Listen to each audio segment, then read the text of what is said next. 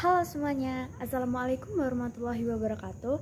Perkenalkan, nama saya Olivia Jalfadela dengan NIM 225150607111047. Pada video kali ini, saya akan menjelaskan apa aja sih yang saya pelajari dan saya dapatkan selama mata kuliah statistika dasar ini berlangsung. Oke, yang pertama-tama, di sini saya akan menjelaskan tentang bab 1 dulu, yaitu tentang statistika. Di sini ada 4 bahasan yang kita bahas, yaitu ada pengertian dari statistika, yang kedua ada peranan dari statistika, ketiga yaitu ada fungsi dari statistika, dan terakhir yaitu ada pembagian dari statistika. Simak video kali ini. Oke, yang pertama yaitu ada peranan statistika. Statistika adalah ilmu yang mempelajari tentang seluk-beluk data, yaitu tentang pengumpulan, pengolahan, penganalisisan, penafsiran, dan penarikan kesimpulan dari data yang berbentuk angka-angka.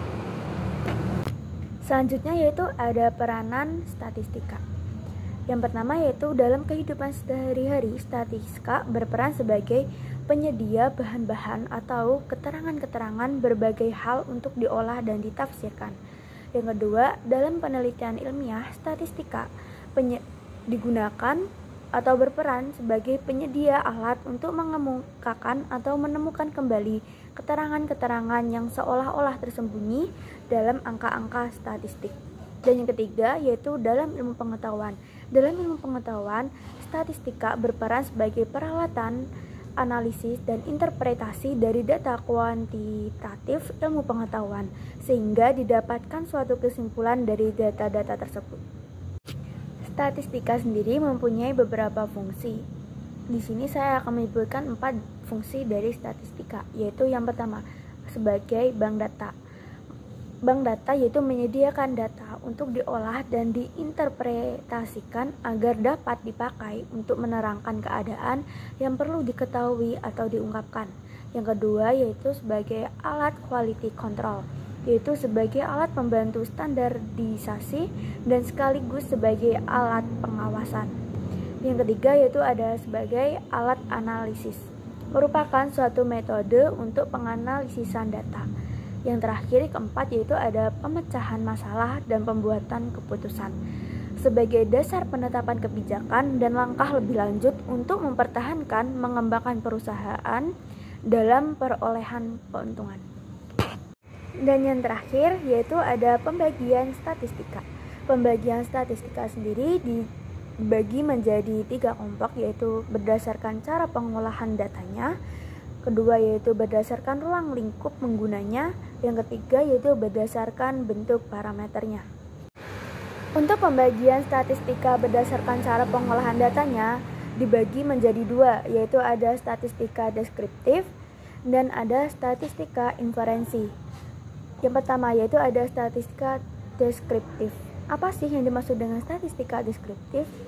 Statistika deskriptif merupakan bagian dari statistika yang mempelajari cara pengumpulan dan penyajian data sehingga mudah dipahami. Statistika ini hanya berfungsi untuk menerangkan suatu keadaan, gejala, dan persoalan. Selanjutnya yaitu ada statistik inferensi atau statistik induktif, yaitu bagian dari statistik yang mempelajari mengenai penafsiran dan penarikan kesimpulan yang berlaku secara umum dari data yang telah tersedia. Statistika ini berfungsi untuk meramalkan dan mengontrol keadaan dan kejadian. Selanjutnya yaitu ada pembagian statistika berdasarkan ruang lingkup penggunanya. Di sini dibagi menjadi 6, yaitu ada statistika sosial, yaitu statistika yang diterapkan atau digunakan dalam ilmu-ilmu sosial. Yang kedua yaitu ada statistika pendidikan, yaitu statistika yang diterapkan atau digunakan dalam ilmu dan bidang pendidikan. Yang ketiga yaitu ada statistika ekonomi, yaitu statistika yang diterapkan atau digunakan dalam ilmu-ilmu ekonomi. Yang keempat yaitu ada statistika perusahaan, yaitu ada statistika yang diterapkan atau digunakan dalam bidang perusahaan. Yang kelima yaitu ada statistika pertanian, yaitu statistika yang diterapkan atau digunakan dalam ilmu-ilmu pertanian. Dan yang terakhir keenam yaitu ada statistika kesehatan, yaitu statistika yang diterapkan atau digunakan dalam bidang kesehatan. Selanjutnya yaitu ada statistika berdasarkan parameternya. Dibagi menjadi 2, yaitu ada statistika parametrik dan statistika non-parametrik. Statistika parametrik yaitu digunakan untuk mempelajari sifat-sifat statistik dari populasi yang diasumsikan mengikuti distribusi tertentu seperti distribusi normal. Dan statistika non-parametrik yaitu digunakan untuk mempelajari sifat-sifat statistik dari populasi yang tidak diasumsikan mengikuti distribusi tertentu atau ketika asumsi distribusi parametrik tidak terpenuhi. Mungkin cukup itu penjelasan dari saya tentang bab 1 mengenai statistika. Kita lanjut ke bab 2. Oke, untuk bab selanjutnya yaitu bab 2, kita membahas tentang data statistik. Di sini ada 6 pembagian pokok bahasa yang kita bahas, yaitu ada pengertian data, pengumpulan data, pengolahan data, penyajian data, analisis data, dan pembagian data. Oke, apa sih yang dimaksud tentang data itu? Data merupakan keterangan-keterangan tentang suatu hal yang dapat berupa sesuatu yang dianggap atau diketahui. Data juga dapat dikategorikan menjadi berbagai jenis seperti data kualitatif atau data kuantitatif, data primer atau data sekunder, dan data diskrit atau data kontinu. Selanjutnya yaitu ada pengumpulan data.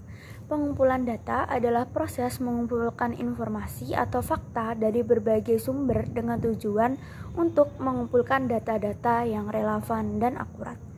Pengumpulan data dapat dilakukan melalui berbagai cara. Berdasarkan jenis cara pengumpulannya, yaitu dapat melalui pengamatan, literatur, kuesioner, dan wawancara. Dan berdasarkan banyaknya data yang diambil, yaitu ada sensus dan sampling.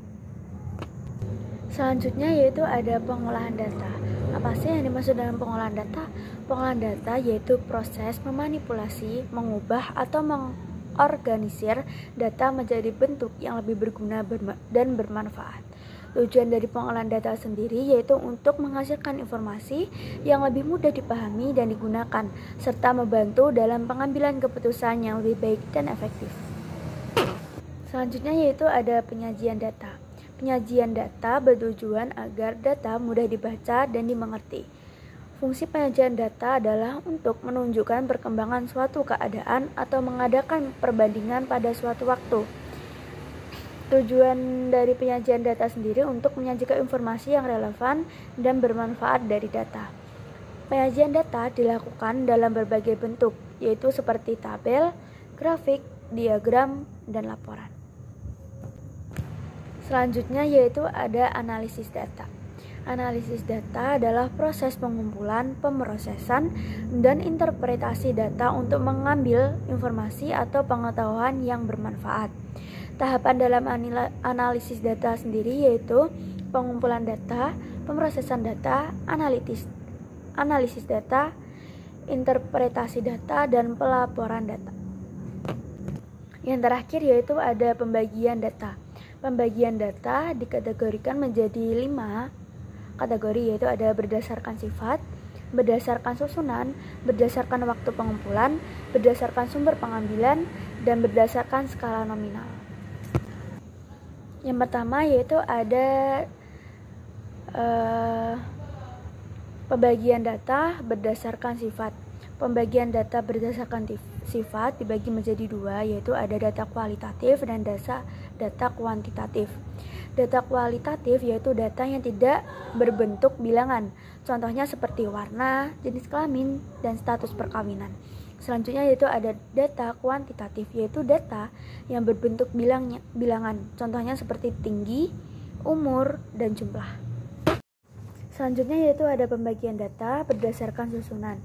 Dibagi menjadi 2, yaitu ada data tunggal dan data kelompok. Data tunggal yaitu data yang terdiri dari setiap nilai tunggal atau individu dalam satu variabel. Sedangkan data kelompok yaitu data yang terdiri dari kelompok nilai atau rentang nilai dalam satu variabel. Selanjutnya yaitu ada pembagian data menurut waktu pengumpulan. Dibagi menjadi 3, yaitu ada data deret berkala, yaitu data yang terkumpul dari waktu ke waktu untuk memberikan gambaran perkembangan suatu kegiatan. Yang kedua yaitu ada data silang, yaitu data yang terkumpul pada suatu waktu tertentu untuk memberikan gambaran perkembangan keadaan atau kegiatan pada waktu tertentu. Dan yang ketiga yaitu ada data panel, yaitu gabungan antara data deret, berkala, dan data silang. Next, kita akan membahas tentang pembagian data berdasarkan sumber pengambilannya. Dibagi menjadi dua, yaitu data primer dan data sekunder. Data primer yaitu data yang diperoleh atau dikumpulkan oleh orang yang melakukan penelitian atau yang bersangkutan yang memerlukannya. Sedangkan data sekunder yaitu data yang diperoleh atau dikumpulkan dari sumber-sumber yang telah ada. Yang terakhir yaitu ada skala pengukuran. Skala pengukuran dibagi menjadi 4, yaitu ada data nominal, data ordinal, dan data interval, data rasio. Data nominal yaitu data yang diberikan pada objek atau kategori yang tidak menggambarkan kedudukan objek tetapi hanya sekedar label atau kode saja. Sedangkan data ordinal yaitu data yang penomoran objek atau kategorinya disusun menurut besarnya. Data interval yaitu data yang dikategorikan dapat diurutkan berdasarkan suatu atribut yang memberikan informasi interval antara tiap objek atau kategori yang sama. Dan yang terakhir yaitu data rasio, yaitu data yang memiliki sifat-sifat data nominal, data ordinal, dan data interval dilengkapi dengan titik nol absolut dengan makna empiris. Oke, selanjutnya yaitu ada materi ke bab 3 yaitu distribusi, frekuensi, dan ukuran pemusatan. Oke, untuk ukuran pemusatan data yaitu suatu nilai statistik yang digunakan untuk mewakili nilai tengah atau pusat dari sekelompok data. Ukuran pemusatan data sangat penting dalam analisis data. Selanjutnya yaitu ada data tunggal. Data tunggal yaitu data yang belum tersusun atau dikelompokkan ke dalam kelas-kelas interval. Perhitungan frekuensi data tak berkelompok, biasanya setiap data mewakili data tersebut secara tunggal. Selanjutnya yaitu ada data berkelompok. Data berkelompok adalah data yang telah digolongkan dalam distribusi frekuensi. Data berkelompok biasanya disajikan dalam bentuk tabel yang terdiri dari beberapa kelas. Selanjutnya yaitu ada rata-rata atau mean. Mean dapat didapatkan dari jumlah nilai seluruh data dibagi dengan banyaknya data. Mean bisa dilakukan baik untuk data tunggal maupun data berkelompok. Selanjutnya yaitu ada median atau nilai tengah. Median dapat didapatkan dengan cara diurutkan dulu dari nilai terkecil sampai nilai terbesar, dan kita mencari nilai di tengah atau nilai tengah-tengah dari nilai tersebut. Selanjutnya yaitu ada modus. Modus yaitu nilai yang sering muncul atau suatu kelompok nilai yang memiliki frekuensi relatif terbesar. Selanjutnya yaitu ada kuartil. Kuartil merupakan salah satu ukuran pemusatan data yang menggambarkan letak atau posisi data dalam sebuah rentang nilai atau distribusi data.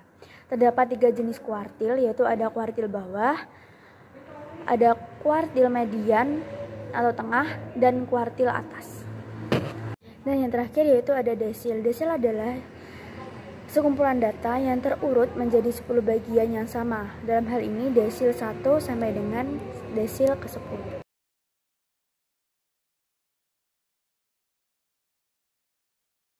Jadi saya akan memberikan contoh soal untuk mencari mean atau rata-rata. Mean sendiri dibagi menjadi 2, yaitu ada data tunggal dan data berkelompok. Cara mencari data tunggalnya yaitu memakai rumus penjumlahan unsur pada variabel X dibagi dengan jumlah subjek.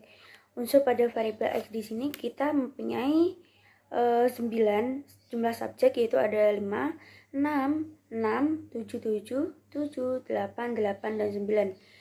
Untuk angka 5, 6, 6, 7, 7, 7, 8, 8, 9 kita jumlahkan, terus kita bagi 9, yaitu jumlah subjeknya. Dan kita memperoleh nilai yaitu 7. Selanjutnya ada mean atau data berkelompok. Selanjutnya, untuk mean atau data berkelompok, kita dapat mencari nilainya dengan cara mengkalikan antara nilai dan frekuensi, lalu dibagi dengan jumlah subjeknya.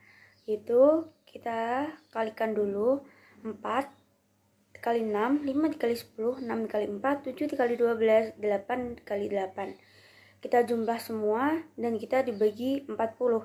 Dimana kita dapat 40? 40 kita peroleh dari hasil 6 ditambah 10 tambah 4 tambah 12 ditambah 8 yaitu 40 atau jumlah subjeknya.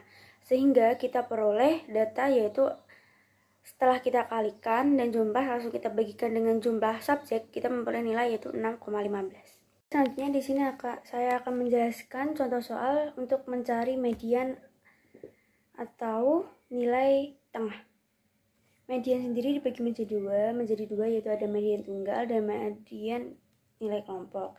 Untuk mencari median nilai tunggal, contohnya kita mempunyai nilai yaitu ada 7, 9, 7, 8, 9, 8, 8, 7, 8, 6. Cara pertama yaitu kita urutkan dulu dari angka terkecil ke terbesar. Yaitu ada 6, 7, 7, 7, 8, 8, 8, 8, 9, dan 9. Di sini kita bisa melihat dulu apakah jumlah nilainya semua ganjil atau genap. Jika ganjil kita bisa mencari nilainya, nilai tengahnya. Kalau jika nilainya genap kita bisa mencari dua angka tengah dan membaginya dengan 2. Dan di sini angka 8 ini berada di tengah-tengah dan mereka ini memiliki nilai genap sehingga 8 dan 8 dijumlah lalu dibagi 2. 16 bagi 2 yaitu kita peroleh nilai yaitu 8. Selanjutnya untuk median nilai kelompok kita dapat menggunakan rumus yaitu median sama dengan TB plus setengah N min sigma Fs mi dibagi Fm dikali P. Untuk kita mempunyai soal yaitu seperti gambar. Cara pertama yaitu kita cari dulu di mana letak mediannya. Letak median bisa kita cari dengan cara memakai rumus setengah dibagi N. N ini adalah jumlah frekuensi semuanya. Setengah dibagi jumlahnya ini 50. Jumlah frekuensi semuanya itu 50. Jadi setengah dikali 50 yaitu 25. Selanjutnya kita mencari TB yaitu tepi bawah. Kita mencari yaitu sama dengan rumus sama dengan BB dikurangi 0,5. Di sini kita mencari letak dari 25 itu berada di nilai 30 sampai 34. Karena kita mencarinya dengan cara 4 tambah 8 yaitu 12, 8 sampai 14 itu 26. Jadi nilai 25 ini ada di sekitar nilai 30 sampai 36. Kita ambil TB-nya B atau BB-nya yaitu yang 30 ini kita dikurangin dengan 0,5. Hasilnya yaitu 29,5. Selanjutnya untuk mencari sigma frekuensi median kita mencarinya dengan cara 4 ditambah 8. Frekuensinya yaitu 12 ini. Selanjutnya untuk frekuensi medianya itu ada di angka 14 ini. Itu sejajar dengan angka 30 tadi. Dan kita mencari P-nya kita dapetin dari nilainya. Kita hitung ada nilai 30, 31, 32, 33, 34. Jadi ada 5. P-nya yaitu 5.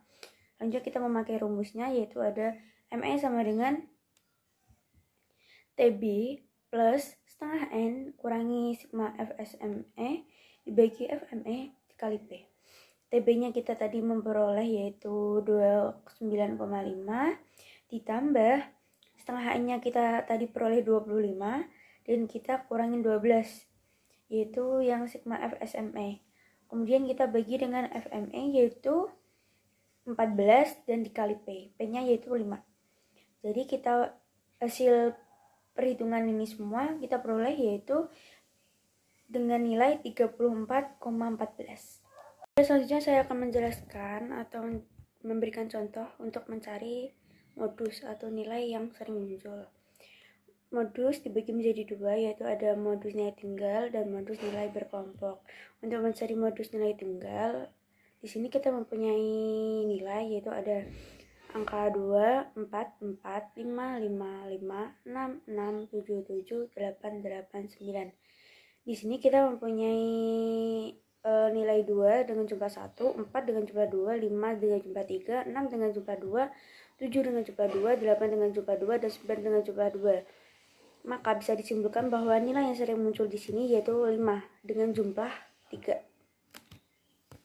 Selanjutnya untuk mencari modus berkelompok, di sini kita memakai rumus yaitu ada modus sama dengan TB ditambah D1 dibagi D1 plus D2 dikali P. Pertama-tama kita mencari dulu kelas modusnya ada di berapa. Di sini nilai yang sering muncul yaitu 14 dengan jumlah frekuensi 14 itu, jadi kelasnya ada dari nomor 3 dari atas, yaitu dengan nilai 30 sampai 34 dan frekuensinya 14. Pertama kita mencari TB-nya terlebih dahulu. Kita mencari BB kurangi 0,5, 30 dari nilai ini dikurangi 0,5 yaitu ada 29,5. Terus kita mencari D1-nya. D1-nya kita dapat dari itu nilai atau nilai dari kelas modus. Itu 14 dikurangi nilai sebelumnya yaitu 8. 14 kurangi 8 sama dengan 6. Sedangkan D2 yaitu nilai kelas modus 14 dikurangi nilai setelahnya yaitu 12. Jadi 14 kurangi 12 sama dengan 2. Dan P-nya yaitu kita dapatkan dari ini, dari nilainya yaitu ada, kita hitung 30, 31, 32, 33, 34, tidak ada 5.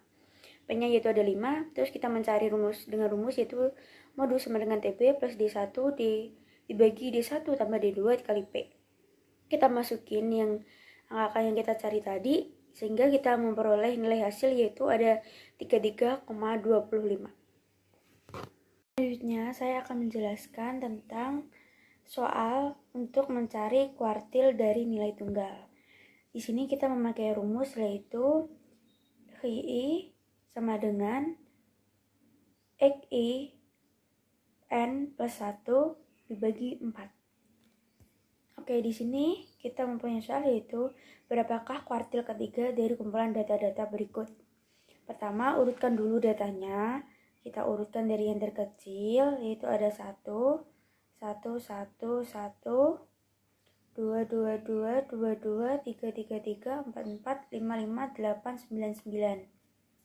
Setelah itu kita mencari nilai kuartilnya dengan memasukkan rumusnya yaitu letak I sama dengan I dalam kurung 19 plus 1, kita mendapat 19 itu dari jumlah atau banyaknya data. Ini kita lihat ada 19 data plus 1 dari rumusnya per 4. Terus kita I-nya ini 3 soalnya kita mencari kuartil ketiga. Jadi 3, 19 plus 1 per 4. Kita memperoleh hasil yaitu 15. Selanjutnya kita mencari kuartil nilai berkelompok. Di sini kita mempunyai soal untuk mencari kuartil kedua. Kita memakai rumus yaitu KI sama dengan TB plus seperempat N dikurangi sigma Fs KI bagi F KI dikali P. Pertama kita mencari letak kuartil 2-nya terlebih dahulu dengan memakai rumus I bagi 4 kali N. I-nya ini 2 karena kita disuruh mencari kuartil kedua. Terus 2 dibagi 4 kali N. N-nya itu adalah jumlah frekuensi. Jumlah frekuensinya yaitu 50, jadi 2 per 4 kali 50 yaitu 25. Selanjutnya kita mencari frekuensi kumulatifnya dengan cara 4 ditambah 8 yaitu 12. Selanjutnya hasil 12 tadi kita tambahkan untuk frekuensi bawahnya yaitu 12 tambah 14 yaitu 26. Jadi letak kuartil 2 ini ada di bagian ini dari 3 dari atas yaitu dengan nilai 30 sampai 34 dan frekuensinya 14. Jadi kita mencari TB-nya terlebih dahulu dengan cara batas bawah dikurangi 0,5. Batas bawahnya yaitu 30 yang kita peroleh dari nilai depan ini. 30 kurangi 0,5 sama dengan 29,5. Selanjutnya kita mencari sigma Fs2 sama dengan kita mencari frekuensi atas dan frekuensi bawahnya yaitu ada 14, 8 yaitu 12. Dan kita mencari F2-nya yaitu 14 yang ini. Selanjutnya P-nya yaitu 5 yang kita peroleh dari 30, 31, 32, 33, 34. ada 5. Selanjutnya kita memasukkan rumusnya, yaitu ada Q2 sama dengan TB 2/4N kurangi sigma Fs Q2 per F Q2 kali P. Kita masukin hasilnya kita peroleh tadi, dan kita memperoleh hasil kuartil kedua, yaitu ada 34,14. Terakhir di sini saya akan memberikan contoh soal untuk mencari desil dari nilai per kelompok. Di sini kita ada nih soal, yaitu untuk mencari desil nilai yang ketujuh. Kita memakai rumus, yaitu DI sama dengan TB plus I per 10 kali N kurangi sigma FSDI dibagi FDI dikali P. Pertama kita mencari letak desil 7 terlebih dahulu dengan cara mencari rumusnya, yaitu I per 10 kali N. I-nya yaitu 7, karena kita disuruh mencari desil ke-7, otomatis I-nya adalah 7. 7 bagi 10 dikali N. N-nya itu didapat dari jumlah semua frekuensi. Jadi 7 per 10 dikali 50 sama dengan 35. Kemudian kita mencari frekuensi kumulatifnya dengan cara 4 tambah 8 yaitu 12. 12 tambah 14 sama dengan 26. 26 tambah 12 sama dengan 38. Jadi letak desil ini berada di kelas keempat, yaitu ini yang 35 dengan nilai 35 sampai 39 dan frekuensinya 12. Letak desilnya ada di situ, yaitu kelas keempat. Kemudian kita mencari TB tepi bawahnya dengan cara BB batas bawah kurangi 0,5. Batas bawahnya yaitu kita ada 35 yang kita ambil dari nilai ini kurangi 0,5 sama dengan 34,5. Kemudian kita mencari sigma FSD 7 dengan cara kita melihat atau menjumlahkan frekuensi sebelum kelas desil ke-7, yaitu 4 tambah 8 tambah 14, yaitu 26.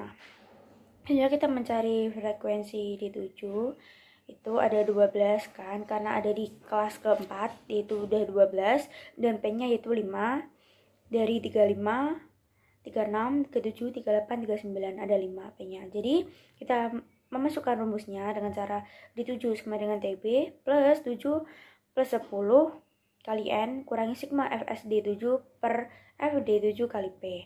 Kita masukin tadi dan kita memperoleh hasil akhir yaitu 38,25. Cukup sekian presentasi dari saya, kurang lebihnya mohon maaf. Saya akhiri. Wassalamualaikum warahmatullahi wabarakatuh. Terima kasih semuanya. Dadah.